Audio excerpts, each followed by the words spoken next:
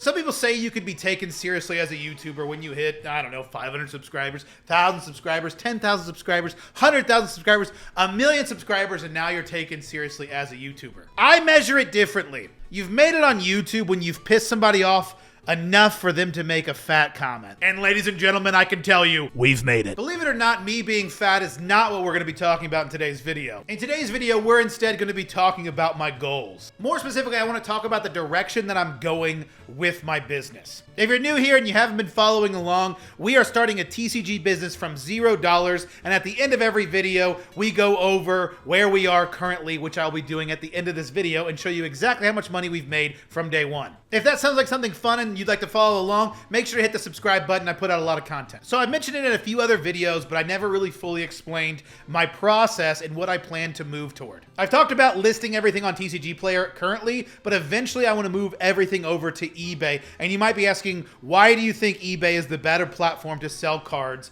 And why do you want to change what you're already doing? One of the reasons why I'm not a fan of TCG Player is exactly how you have to store your cards. The way they've set up the business works really well if you have a large operation. Even if you have a small operation, it absolutely can work, but it's time consuming in a way that I feel has been solved if I move over to eBay. Let me explain by example. So these are cards that I still need to list on TCG Player. It's cards I pulled out of my bulk that were worth more than a quarter, and these all cards are worth more than $1. Adding these cards to the TCG Player website is insanely quick and very easy to do. For those that haven't used TCG Player, essentially it just gives you a list of cards in a set, you add the quantity to it, and you click save. That part is very simple, very easy, and they've streamlined that to make it as easy as possible for the seller. That part I can very much get behind.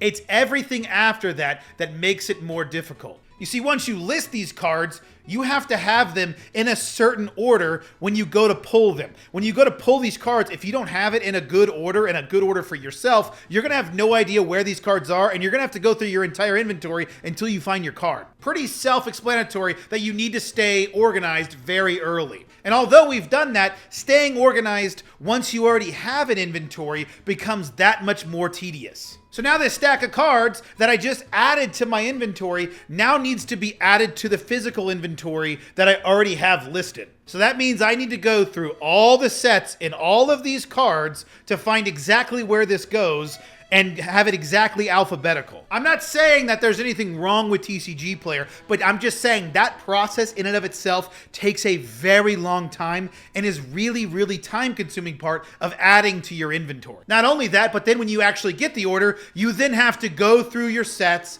and then look for the card and pull it. Here's why I'm moving to eBay and why I think it's going to be easier for myself. eBay works a little differently, and you can be a little bit more freeform with exactly how you have your inventory. You can set up your inventory the exact same way you set it up on TCG Player, but there's other ways you can order it as well. One of them is a SKU system. So it means that the first card you list on eBay is the first card in your inventory. The second card, the third card, your third card. And you can have a SKU system exactly as you've listed them. So instead of listing all those cards and then needing to go through all your cards to put it alphabetically, you can just put it to the back of your inventory and you're ready to go, and your inventory can scale infinitely that way. To be honest, adding cards to my inventory is my least favorite part of the whole process, and the idea that I can change that by switching everything over to eBay sounds way more enticing. So I've not done this yet, and it's gonna be a learning process, and I have no idea how it's going to go,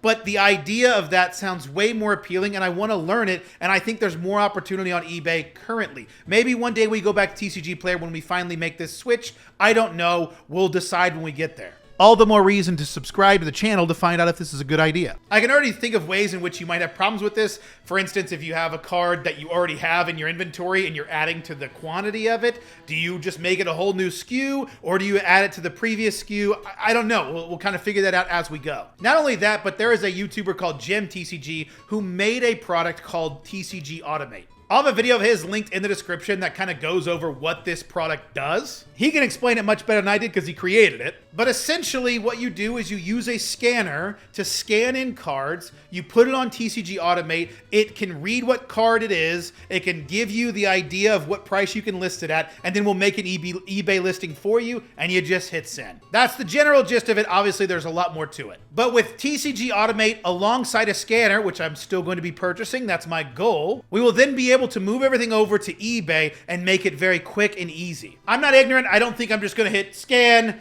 click 2 buttons, and list. I know there's more to it than that, but I think even if there is quite a bit more to it than that, it's going to be easier personally and take away the problems that I have with TCG Player and make it much easier for myself. But we won't really know how all this works until we get a scanner. Now I could go out and buy the scanner I'm looking at. This is the scanner that I'm looking at. This is the one I want to buy. I'll have a link to it in the description if you guys want to check this one out. This is actually the one that Gem TCG says to get. This is one of his suggested models. And I've read reviews and heard nothing but good things. Now, of course, I could just go buy it right now and just start the process right away. But I'm starting this business from $0, and I'm showing you guys what it's like to truly start from zero. And to go buy that, somebody might not have that ability. So if they follow this channel and then suddenly I go spend $600, $700, $800 on a scanner and they were following along, they're going to be much further behind. Not only that, but I really like short-term goals that I can move toward, that I can know is the next step in my business, so I don't just rush into something that might not be the right decision for me. So my goal is to buy this scanner, and you are joining me on this process. So let's go over how much closer we are to getting that. All right, yesterday we got a decent amount of orders, 6 orders, about 20 cards, pretty solid day.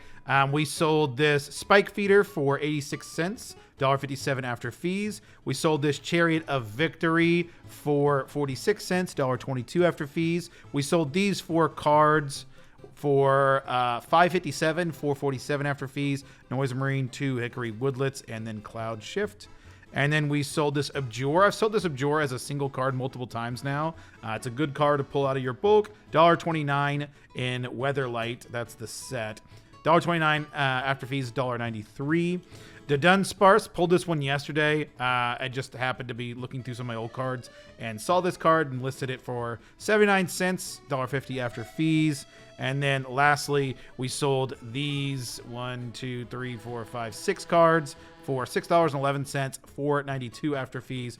Pretty solid cards there as well. So not bad day, pretty good sales. I'm pretty happy with what we got in just Monday. 6 sales on a Monday I will never complain about.